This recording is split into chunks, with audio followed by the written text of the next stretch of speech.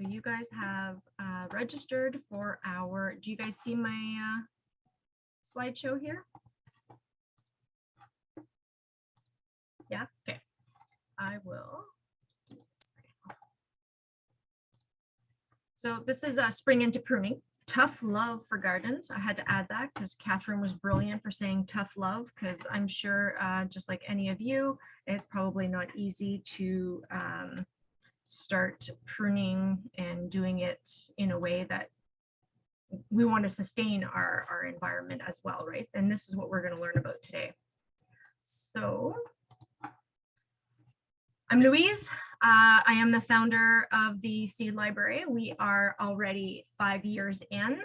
I'm also the branch head of the CM Shields Library. I've been with the library going over 21 years now. And this was by far my biggest and most humbling experience. Not only have I learned in the last 5 years, I've learned so much. I can almost teach it, but I am no expert by any means. But you know what? That's the whole fun of gardening, right? There's always something different, something more to learn. That's probably why we like it so much. So just a quick Zoom etiquette. This event is recorded. Please be kind. There is a chat box. Go ahead and ask some questions in there. This is a free space. I always tell everybody there are no stupid questions. If it's a question in your brain, it is not stupid. Take it out, let everybody know. If you want to ask it privately, don't be shy to just send it to me in the chat. And don't forget to use your reactions. If you've got your camera up, you can stick your hand up and we'll try to get to all of the questions. We have today Mrs. Catherine Cribbs, as many of you probably know. She is a Cochrane Master Gardener. After many years as a home gardener and years of study, Catherine achieved Master Gardener of Ontario accredited just a few years ago, so in 2019. Catherine volunteers with many organizations. One of them is the Porcupine Horticultural Society, the Bee City Timmins, and she's always pleased to research and present gardening information to any of our groups and others as well. She has been a great advocate and very instrumental in the Seed Library as well. So let's get started, Catherine. I'm going to stop sharing and then you can go ahead and let me know when you'd like me to share your screen. And I'll spotlight you. So unmute your yourself. Okay. Got it. I think I'm good. Okay. Just a minute. I've got a block right in front of my face. Okay, there I am. All right. Thank you, Louise, and thank you all for tuning in. It's really nice to see people, and that, since I know almost all of you, that makes it more fun. And I know you'll have lots of comments, and I always like to get the people who are kind of the audience to give us their take on what we're doing, what the topic is. And we get a lot of information that comes from a lot of sources. It's not just me. However, I'm ready. If Louise will start, she's controlling my papers. I'm the boss. Yeah, she thinks she is. She's pretty good at it though. Oh, okay. Get it going for you. All right. I'm not used to seeing myself on the screen like that. Yeah, you can change it on yours, Catherine. You can change it at the top so that my spotlighting doesn't affect you, I believe. Okay, right now I'm only seeing about, okay. Are you seeing your presentation, Catherine? Yep. Okay. I will make it so that you see the whole thing. There you go. All right, that's good. Mm-hmm. Okay. Will it hold still now? It will. I'll leave it alone, I swear. Okay. Well, first of all, I wanted to remind everybody about the safety aspect because I do. You really need to wear safety glasses because you're creating a lot of sharp edges, and just you're working with tough things. Sometimes everything from soft cuttings to hard twigs to branches even. It's nice to have gloves, especially up with things like roses, and I have some carragana that I trim, and it's just, it makes sense to try to protect yourself, and for sure, long sleeves. You end up scratching your arms, and you get so intent on what you're doing that you forget, when you're giving yourself scratches, and you come out looking like you've been through a war. And tools, there are lots of tools available. If you're just new to pruning, you're probably going to buy some. They need to be clean. Hopefully you cleaned them last fall. Sharpen them if you know how, and if you don't, try to get a friend who maybe can help you and show you how to sharpen them.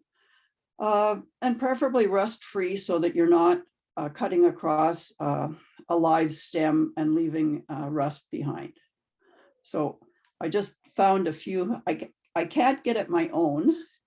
I really thought that Louise and I timed this so well that we would be ready to prune right now, but instead we've probably all got about 3 foot of snow in front of our garden sheds. So I can't get at anything. But the pictures, the pruners, the handheld small ones, lots of different types. The loppers, which are just the same but longer, and they will cut a bigger circumference. And they're also good when you don't want to really reach into your raspberry cane too far. Look at that, Louise with her arrow. She's so good. And down below, there's the saw. Can you move that up just a little wee bit, Louise, or can I move it? Okay. The pruning saw, it's different from a regular saw, though of course you can use whatever kind of saw you've got. The pruning saw, it cuts when you pull towards yourself. And this one is a folding one. A lot of them seem to be folding. I don't know why they did that, I guess to make them more compact. So the teeth are only sharpened on one side. So it's not a push-pull, it's just a pull. If that makes sense. And then hedge trimmers, there are electric tools too. There are gas hedge trimmers and electric hedge trimmers, and these are ones you just hold in your hand. If you have a hedge, but otherwise they basically just sort of, they're like scissors, and you just snip all around and make a strange shape. And I'm not really a fan of I don't know what they're called. People trim their hedges into things that look like poodles, Anyway, let's have the next one. Topiaries. That's right. I knew that word. I just couldn't remember it. I'll So probably have it's a test. Yeah, you got it. I passed. So do you have any idea who would sharpen any of these tools in the area? No, I don't know anybody that, no. No. We do ours with like an emery stone, but I'm used to sharpening my carving tools, and it's not difficult, but you can also probably ruin them. Yeah. Kathy, anyone that sharpens knives as a business should be able to sharpen your garden tools. Yeah. So Okay. it looks Well, like somebody shared, maybe somebody down on Wilson. yeah. Mhm. But you need to learn to do it yourself too. It's just easier. Well, watch somebody, but you want to do it fairly often. Okay. I know Peter Colbert's on here, and he might know how to do it because he's a pretty handy guy. But maybe he'll tell us later if he knows. Okay, good. Next page. Okay. Well, the reasons why we prune. First of all, anytime you see dead or diseased parts, which you're more likely to see not in the spring, take those off, of course. And at any time, it doesn't matter if it's the right time of year you think for pruning, just get that out of your plant. Sometimes you want to shape something. You want to thin something to give more space for something to grow or for it to produce more fruit. And sometimes just to make it smaller. So, and also a reason to prune is to remove the suckers and water spouts. And suckers are the ones that come up from the root. So that picture with the pile of stones has a lot of suckers that are getting quite grown. See, and the tree will do a lot better if you take those away, because they're competing, unless you want a clump, like that looks like a birch. So maybe you'd like 3 or something, but be aware of that and take them away anytime you see them. They grow later in the year, so that's not what you're going to be pruning this spring probably. And the water spouts, they appear where there's been damage to the tree, where you've maybe pruned it before, or sometimes they just, if the tree is struggling, if the soil is poor, or it's just having a problem. That picture looks like it's been cut there. And on the trunks of a tree, or trunk of a tree, there are cells that they're dormant bud cells. And when you disturb areas, sometimes those buds will start to grow. So anyway, usually we prune in late fall or early spring, depending on the plant. So, and it's best to do it on a cloudy day, so you're not putting a lot of stress on the plant. It's just a little easier for it. And as we go through this, I'll comment on different plants that need to be pruned. Almost all of them can be pruned when you can get to them in the next 2 weeks, which is a joke. Okay, if you're a person who's growing perennial flowers, and particularly native flowers, I hope that you didn't clean them out in the fall. I hope you're leaving the growth, the old growth there, because other insects will live in that into the spring. And until we get about 10 degrees daily through the spring, those insects aren't going to come out. Most of them are waiting for that. That's about 50 degrees if you're using that scale. However, certainly people will mow over that growth once they feel it's safe, and you're not going to disturb a whole bunch of insects that we want later on.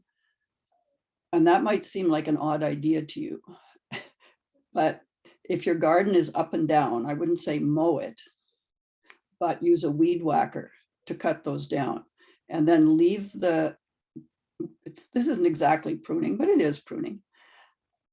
Let the debris just settle around the plant if you possibly can. That it may sound like you'll have a messy garden, but before you know it, that will, it is brown already and dry, and it'll just crumble into the garden, and it's composting there. It's shading the ground from too much heat or too much cold. It's just a really good idea if you can leave it there. So, but you can comment to me on that later. I wouldn't say use the lawnmower on a lot of gardens, because you end up sort of doing a landscaping by lawnmower. When you hit a high clump, it chops it right off, and it might really cut the heads off your perennials, like the crown of the plant. And you wouldn't be happy with that advice. Okay. I have Pam that would like to explain a little bit more about the water spouts. Okay. And another idea that she had that you had mentioned earlier too was to overwinter it so that it would protect the new buds as well. And go ahead and unmute yourself, Pamela. I would have to screen share. Oh, You would have to take off the screen co-host. share. I can reopen that after. Yeah. Okay, I'm just trying to actually find my program here underneath all the Zoom. So screen share, put it on another screen share. Catherine always likes to have, it's more of a conversation when we have a program. In-house is even more fun, right? Oh, yeah. So you can see my blank screen? Yeah. Yeah. Okay. So a water sprout, oh, that's way too big. A water sprout usually happens when the easiest place to look for water sprouts is when the hydro comes along and decides to cut your trees. So there's your trees going into your telephone lines, and they're growing. And they have normal sized branches. This is a really basic tree. So what they do is they come along and I need a bigger brush.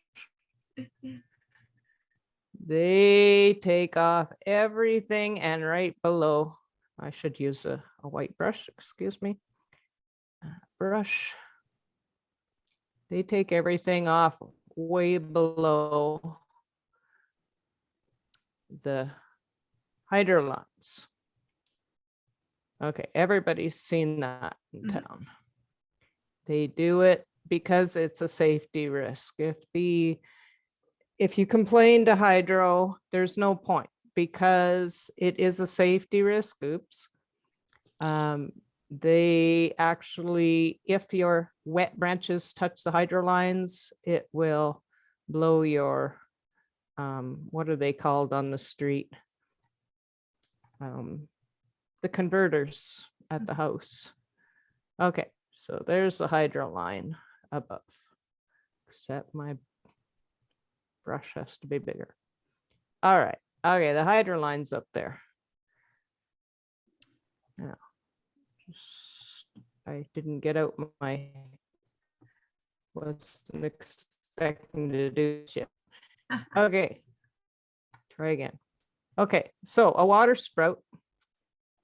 Once they cut this, the water sprouts, to know what happens to a tree when you cut it, you need to cut, why do I have it on eraser? You need to cut only 1/3 of the tree within a 5-year period. 5 years. If you do more than that, you will get water sprouts on a tree. That's because there is more root material. So basically, a normal tree has root material and top material, right? And they balance. So when you come back and the hydro is cut at that level, there's more root than top. So what happens? You get 1 million straight 6 foot tall or more water sprouts to balance the root mass.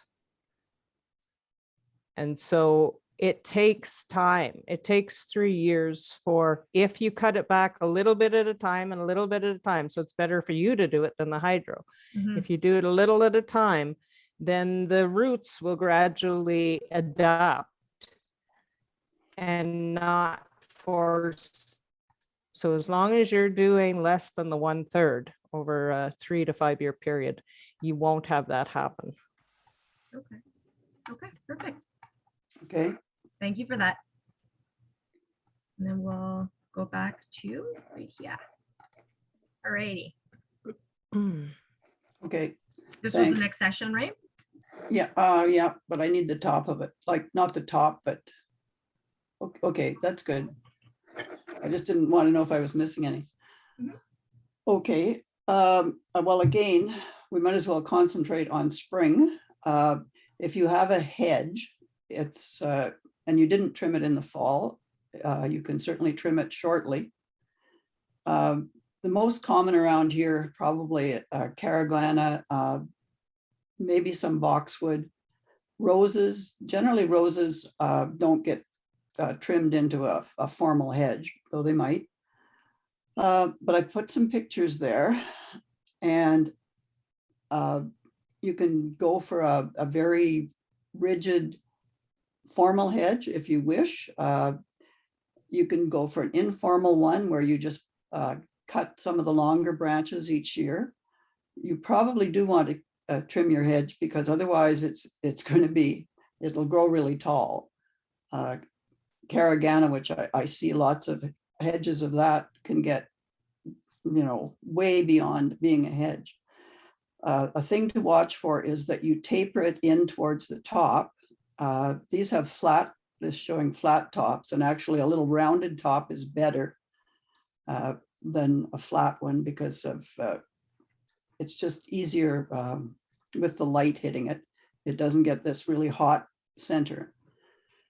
You do that so that the light can get into the along the sides. Otherwise, you're going to have the one that says incorrect there.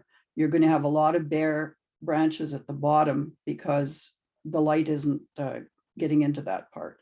So, that's probably a lot of you are aware of that, but if you're a new hedge person, you might not be. So it's just kind of a reminder. And let's go on to the next one. There we go.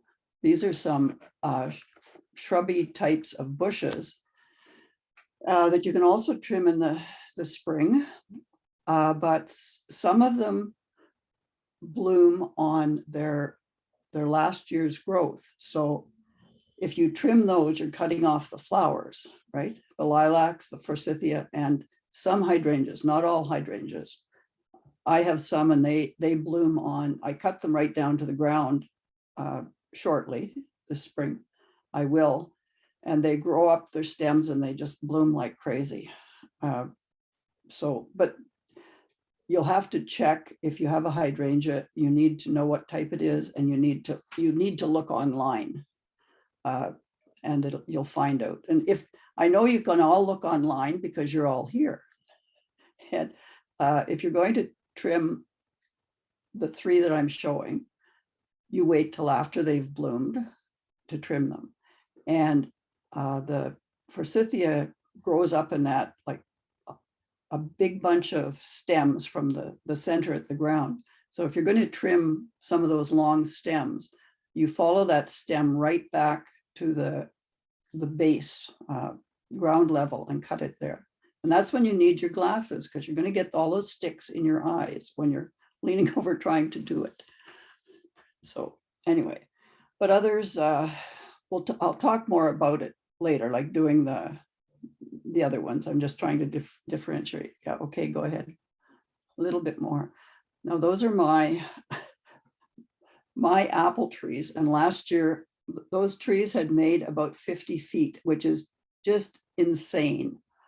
Like there's no way they're supposed to be that big. But I really liked the trees and I didn't want to keep cutting them. So we got an arborist to come and trim them. And he took about 1/3 off, and they grew water spouts, but I'll see what they do this spring. As Pam said, they had a lot more root than what they had tops, or it was an imbalance, but they still look good and they got blossoms. And I was watching them and I said, the tree is probably absolutely terrified, both of them. And he said, oh, we always say a prayer before we start. There were 2 men, and I thought, well, that's kind of nice. I'd talked to him a lot ahead of time, about a week ahead of time, to be sure that he really liked trees, and what he was going to do. Anyway, that was a lot, and it's done.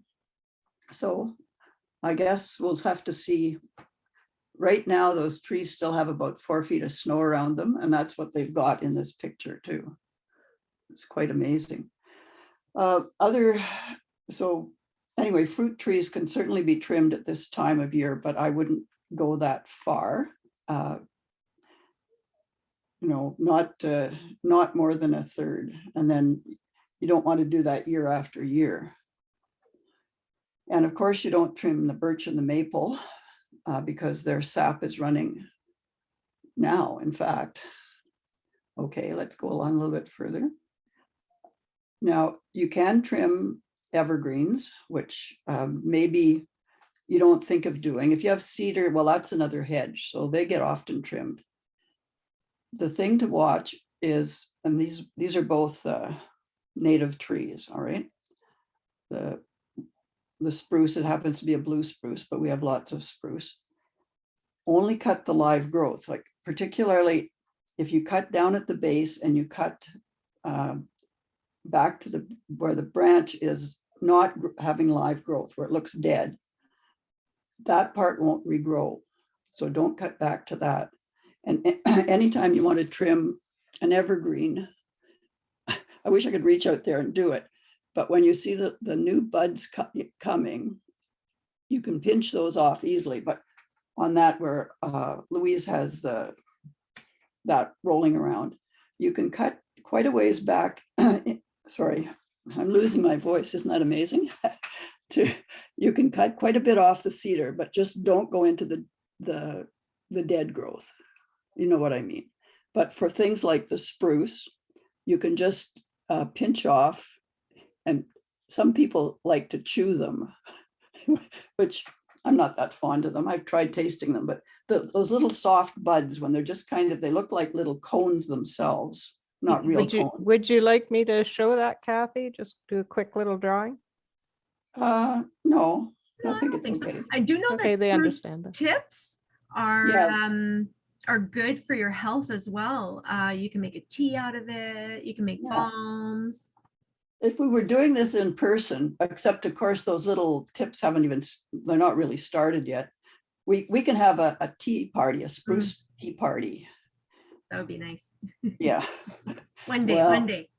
Yeah, we're going to do it in person. No, I think everybody understands what I'm talking about. Like, not many, I see a lot of trees that do get trimmed, and it kind of pains me when I see that they've cut all the bottom branches up and there's this trunk with nothing, and then there's the whole tree is up above, and I always think it looks so I don't know, like it's been tortured, it's malformed, it's not its natural look. It's called skirting for a reason. They cut off the skirt. Well, it's not a look that I appreciate, but anyway. All right, carry on there, Louise. So Bonnie was asking, what about a cedar tree that has been damaged because of snow level? I'm guessing some of the branches, I have some too, some of the branches kind of look odd, and sometimes they bounce back up, but. Yes, I have 2 or 3 lovely cedars that from the ground up about 3 feet or 4 feet, depending on how high the snow has been, are naked. And I've been so trying to prune. Where do I prune? What do I do? You're not going to be able to rejuvenate those branches. What you can cut, it's not recommended, but you can actually cut the top off a cedar tree if it's too tall. And because there's green growth up there, like the top that you cut off, that particular part won't grow, but the part around it will grow up and cover it, and you get the shape back. Because unfortunately, I've had to do that to a couple trees, and they do, like recover from that. But down at the bottom, if you've got dead branches down there with no growth, they're not going to regrow. So I have a tip. I have a tip for that. If you want to get creative, we do it at Ellen's house, my sister's house in Timmins. We actually let some branches grow longer on the sides of the hole and weave them into the center and tie them in. It will only grow from the green part of a cedar. So you have to take a green part and force it to grow into the hole from multiple angles and weave them together. And within 2 or 3 years, you won't see the hole, depending on the size. But we have filled like a 6-foot hole. It just takes time. You just literally have to pull it over, weave it underneath so it doesn't show the brown branch across the top, and then tie it in the middle. I have more than a brown branch. I've got about 4 feet of brown. And I've been trying, I cover them with burlap every fall, but still that snow is a killer. It doesn't seem to affect mine, but I'm lucky, but I don't think you're going to get any of that growth back. But you could plant something that's shorter and doesn't mind shade under there, and also will live with the cedar. So anyway, there isn't really a good solution for that. You can A if there's that hardy much- rose, like a rugosa rose, would grow right at the base of a cedar. It's so tough. They are Yeah. tough. Anyway, all right, well, let's go, carry on. Okay, now this is, well, much of this we've said. Mhm. Kind of neat, well, trees can be pollard. You know what a bollard is? Well, you're making a pollard instead. And it's pretty well the same thing. And this is done as a farming method in Europe and in Britain.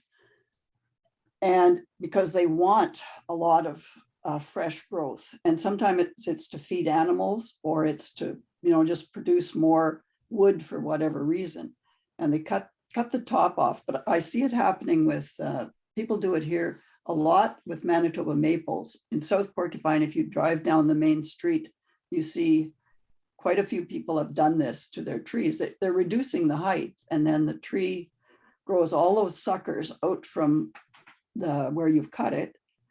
And basically you've got, well, it looks really misshapen, but once it grows, it's, you know, new camouflage. It doesn't look so bad. But as I said, it's a farming method, and they're producing some kind of wood, and they keep the same root system and trunk system. And in about 5 years, they harvest the top. So that's kind of interesting. And then another method is coppicing a tree, and they cut it. I don't know if I have a picture. Move the slide up. Yeah. Ooh, well, I stole that one, and it's not very good. Anyway, it's cutting the tree or the shrub right down to the root, and then you'll get the same effect, but it comes up. So this is really works very well for a lot of bushes. As I said, I do it to my hydrangeas. I have a colorful willow, and I do it to that about every 3rd year, and it keeps a nice size. It grows back into like a perfect shape. It works for Beanies, what's the yellow ones? Well, I daisies, just or forsythia. You can do that too, and by the, you know, it grows back really quickly, but make sure you do it after the thing blooms. Mhm. So anyway, those are different methods. This is also a method which produces fodder for animals. And, you know, again, it's where there's, I'm sure it's Britain and Europe, because they're more starved for land space than we are. So they've developed these methods of getting more out of, more fast out of like production from their plants.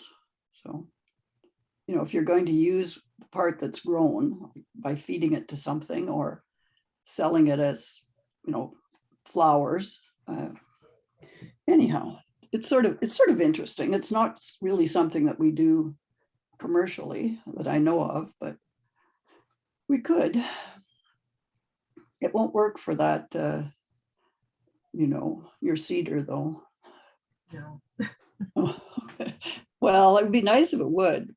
Anyway, I'll carry on there, Louise. Let's see the rest. And when you've got, this is a drawing of sorts. The dead parts you cut right back to the ground to get rid of them. You cut off any branches that are rubbing. Like, you really have to examine the thing while it's bare and really try to picture what your cut will do. And generally you're trying to open so the center has space for light to get in. And that's for convenience called a vase shape. When you cut, wherever you cut, try to cut at a slant instead of like horizontal to the earth, because that just lets the rain run off easily, and that makes sense. Mhm. What else? You can cut below or above a live bud, but check the piece you cut off and the piece that remains and be sure that it's green, like that you've got it, you know, alive. If you're for some reason you're just trying to cut a dead part, but you want to keep the rest of the branch, be sure what you've kept is live. Just to interject as a tiny little thing that I do is when I'm pruning, and I'm not sure if I'm cutting a live or a dead branch, I kind of just bend it over. If it cracks and falls off, it's dead. I cut it off. Well, that would do it. Okay. Yeah. Sometimes I will leave something, especially in my hedge, and look at it later and see if it's, you know, if it's dead or alive. And also in the roses, I often end up cutting a piece that I didn't want to cut, or I shouldn't have cut, you know. You can choose, you can direct the growth by checking the bud that you're going to cut above. And if it's on the outside, well, then that bud is going to grow out, right? The branch is going to move outwards. And if it's on the inside, it's just going to go in the direction of whichever the closest bud is. So that makes sense. You can sort of choose the future direction. The plant will surprise you and it'll do what it wants anyway, but that's its normal way. So this method of trying to open up the plant works for any plant, any bush, any fruit trees. You know, just it's a lot of common sense, and it's a lot of really looking carefully before you cut.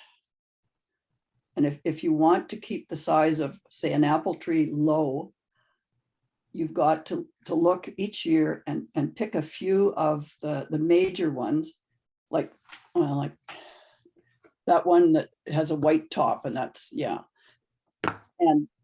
But only cut a few of those out, and you have to just keep on that year after year so that your tree doesn't, like mine that got 50 feet high. I was so proud of them, but they totally shaded our backyard. And anyway, hopefully they're still going. Problem.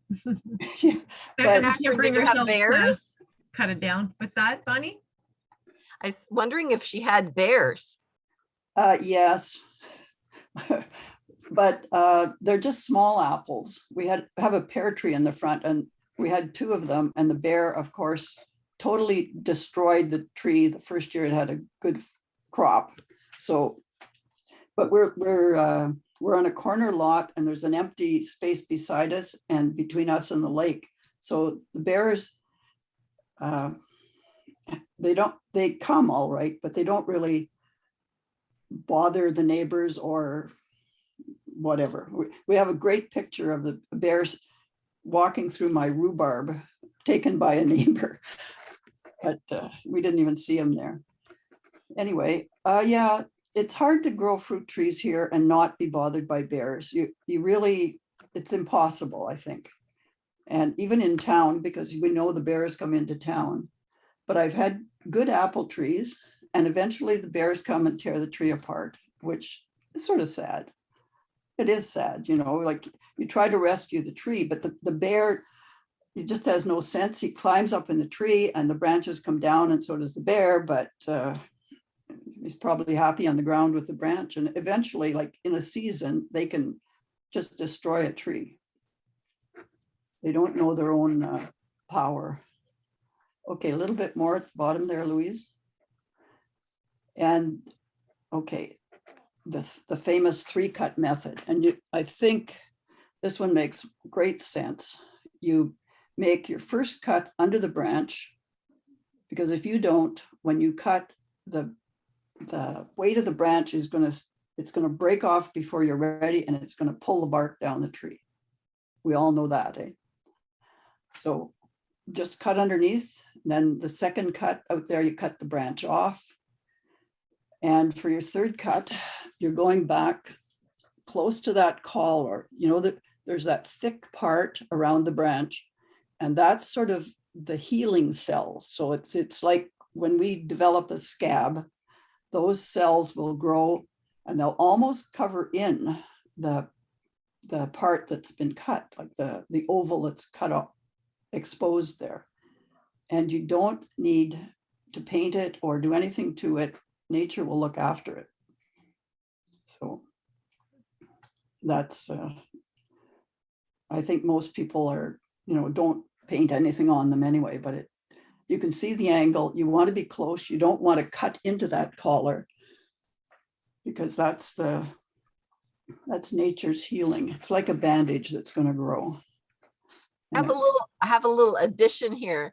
I just had 7 grandchildren raised and playing in my backyard. And over the years, I always left a little larger piece of the branch when I pruned, so they could find their way climbing in the trees. Okay, foothold. Eh? Yeah. Well, I haven't done that, but it's an idea. Actually, we boost the kit. We just have 2 now that want to climb the trees, and we boost them up till they get, into the branches. But that's a thought. Yeah, it's a good idea.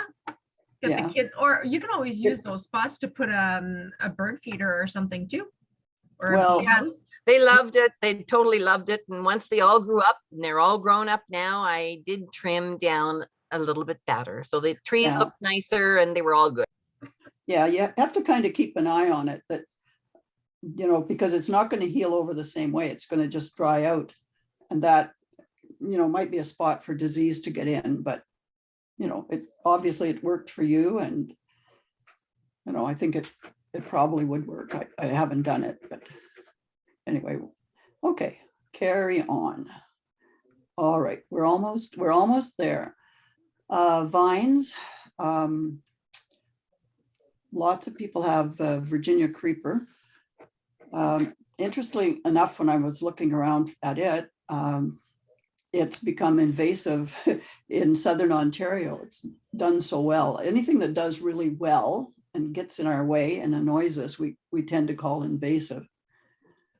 I have some of it, and I know it's hard. It's so tricky. If a piece of it like leans over and gets on the ground, it'll start growing. It'll put down roots, and it's hard to dig it out and get it all. It just wants to stay. But because of I think our climate is tougher. It's not been invasive for me, and I've got it in 2 spots, and it covers fences nicely, and the birds come along and mess around with the berries. And grapes, a lot of us are growing grapes successfully now. And Some of us have made wine from it too. what, from the creeper or From my grapes. Yes, okay. Yes, mine are purple, but those look really nice. I have 3 different vines, and they produce according to how I prune them. If I prune them really drastically, they produce wonderfully. But if I want them to grow and cover a fence or a trellis, then I don't prune them a lot. So it's give or take. If you prune it well, you get a lot of grapes, and provided it's in a nice sunny spot. So I got to prune it well this year then.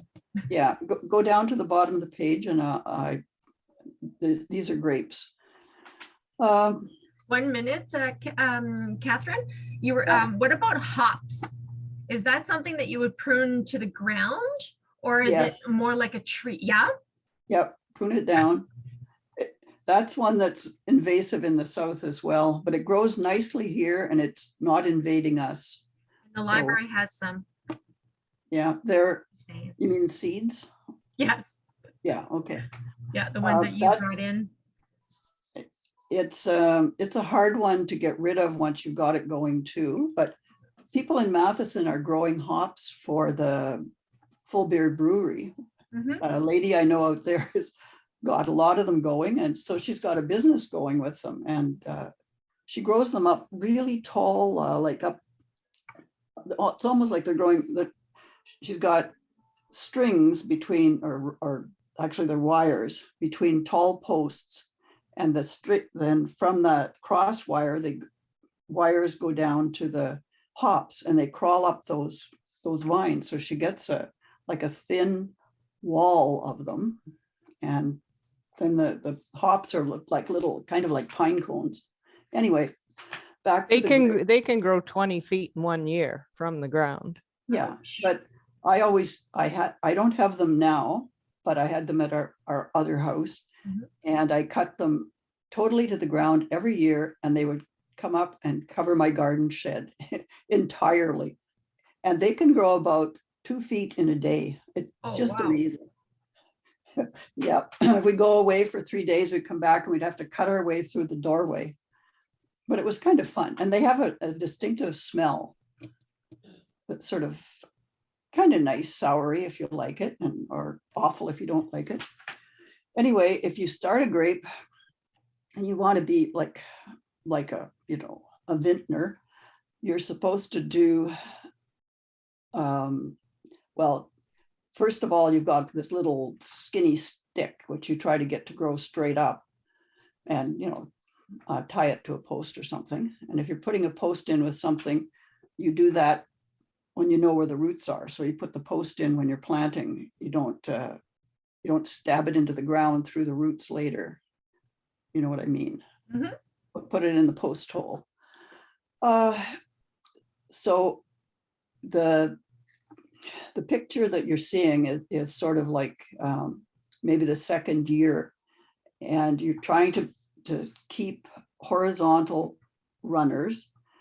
And this one is, then they pruned it down, and you've just got this T section, and that will grow all sorts of grapes, believe it or not.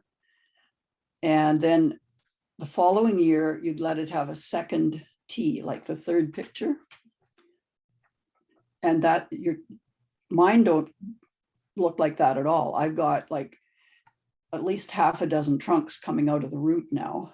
And, but I trim them quite a lot, and I still get a lot of grapes, but I don't have, I'm not aiming for that. So, but when I go through we have a son living in Niagara, so he takes me to the grape places for wine.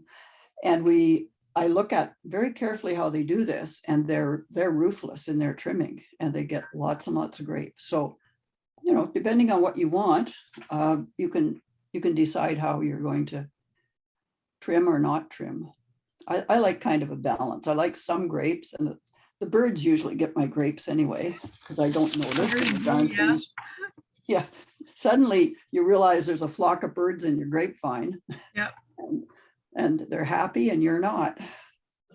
But anyway, and then of course, if you do all this pruning, you've got the parts that are left over. And of course, if you compost, and you gardeners must compost, of course, you're not ever going to compost any diseased parts, parts that have died. You don't know what happened or why. And of course, you don't put any weeds in there that you don't like either. If you have a large enough property, you can just pick a spot, and that's where they will compost, because like larger branches and things take a long time, that you're not going to put big pieces in your compost likely.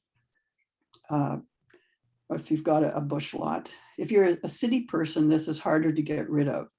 You can go to the landfill, and that's totally wasting it, unless our city is talking now about composting. And of course, at Christmas, they'll turn all our Christmas trees into wood chips, and those are used. Some people burn them, but of course, that's releasing the carbon back. The carbon that's stored in those plants you're just putting it out into the atmosphere. So you can use them for hugelkultur. Yes, but you have to have the space for that. That's what that's sort of my number 2 on there. Return it to nature if you have a large enough property. Most of us living in town don't, but the neighbors here have a spot where everybody puts their stuff, and it's on it's the Matagami Region's spot, but it's you know, every year the pile decreases and then it gets built up and then it decreases. So it's going back into nature and it's not where anybody uses the facility. But, and I They're know talking something. about putting wood products on the bottom of a raised garden bed now. It's called Yeah. hugelkultur. Yep, you can do that. I'll be doing that this year. I got 8 big raised beds that I'll be doing that way. Yeah, helps that's fill them. great. You can also put like smaller compost into like large, I've got like garden containers that are good size. And I put all sorts of stuff in there, but not wood really. And it, by the fall, it's pretty well gone. So, but it's me being cheap, but it's also just reusing things. So anyway. Nourishing our environment again, giving back to Mother Earth. Yeah, and you don't want to put prickly things like raspberries or roses into your compost because they're going to get you later. You know, or carragana, which is really spiky too. So, and evergreens aren't wonderful in compost. They take a very long time. The But if you- needles will break down, but the branches won't. So it's kind of useless. Yeah, you end up scraping it out or, well, put it in the bottom of a new garden bed, like a garden box. So anyway, that's it. And so now you can all make comments and I'd like to see you. Yes. So we're done with the, okay. That's awesome. Yeah, we're done with that. Share. There you go. That's everything I know. I forgot to tell you. How do I see the screen? Okay, I can unspotlight you. all right. I think I did, and then gallery view. There you go. All kinds of faces. Still not seeing them. You don't see them? What do you see? Well, You're Oh. on speaker view right now. all right. You need to go to gallery view, not speaker At view. the top right-hand corner of your screen, you should have either Oh, gallery. oh or yeah, okay, I see it. Nope, now you all disappeared. Ha. Can't have that. Well, it's the one with all the little squares, but it's when I touch it, everybody but you and I go. Oh. Just click it again, Kathy, until you. It should. You should be able to go to gallery view. You had Well, done it that's what earlier. I'm trying. I can Yeah. see it, but it's not. Oh, well. I can only see you and I, Louise. You sure there's anybody else out there? Okay. Louise, Well- can you set your host screen to gallery view and she may be able to see it that way? No, can I do that? Make host, make co-host. Okay, I No, can just on your view. You 20 should have participants. two I different don't view types. see is any. on Should- gallery view right now. Oh, it's probably Kathy's. Yeah. Okay. A second. Well, okay, I can still hear you. You can also scroll to the side to see other people's faces too. Usually, if you have an arrow on the right-hand side or left-hand side, you can usually go back and Or- forth Or up and down. or up and down. Yeah, it depends on how you're set up, I guess. Do we have any questions? Anybody that didn't pop up, you can either lift your hand or unmute yourself. Just a second. Okay. So I have somebody was Aha. I got you. you got it. Hi, Susan. You're smiling at me. There you go. So I was talking earlier. There we you were talking- are. Holy moly. Everybody's And there now. Nancy. So I was talking earlier about the grapevines. You know Ah. how Kathy had the great, one stick with a couple of vines. Well, mine is like 4x8 and it takes over the garage. And yeah, This is- I'm gonna trim it lots again this year. It's just so exciting to see you. There's Annie too. Yeah. And what's People nice that I about when you haven't cut seen off, in years. what we do when we cut off those grapevines too is oftentimes if you can propagate new plants with them. Oh, yes. So I did that a few years ago. And like Catherine was saying, you cut one side straight, and then the top side you would cut at an angle, and you make sure to have a few nodules, you know, like where the branches come, like little bumps, and then you put that in rooting hormone and in water. I've started at least 5 or 6 of them already, but they're slow going though. When you prune, you throw some my way and I'll take care of those for you. I'll see Yeah. what I can get this year, Tammy. And Yeah. you'll be amazed that these grapes work here. I'm pretty sure they're Concord, just like Catherine was saying. They're purple grapes. They're very sour and tart, but Love that. Yeah. we've made wine from them. Yeah. Yeah. My friend in Tomstown had the only grapes I'd ever seen in this area, and she had a really established grapes. They were green, as a matter of fact. I Okay. have pictures of her with them on the vine going, and I'm like, oh, that's cool. I've But yeah, got I was two, sorry? I've got Valiant and a kind called Valiant, and that's the best producer. But I've also got a couple that I brought from my father's farm, which is the farm's still there, along the North Channel, and vines have done well, but they don't produce as many grapes. And I've got about 6 vines going now at my son's house, and I've started some and given them away. But anybody that wants at the right, you know, once the plant starts growing, I can give you cuttings from 2 types. I would love that. I have a plan. It's called a gazebo made of grapevines. Okay, wouldn't that it'll be take you a nice? couple years because they Yeah. Yeah. start slow, but then Yeah. they'll grow, I don't know, 15 feet in a season. But then Yeah. I cut those back in the fall to about 3 feet, and I cut a bunch out and I lay them down on the ground, mostly because that's what my father always did. And I put some evergreen branches on top of them, and that keeps them down for one thing, because they want to pop up, and it keeps the snow goes on top of that and it Protects them, yeah. protects them. But it's dead easy, and I used to be so proud of them, but now I know lots of people have grapes, so I don't think I'm so good anymore. But I always Yours thought are the same thing, established. Catherine.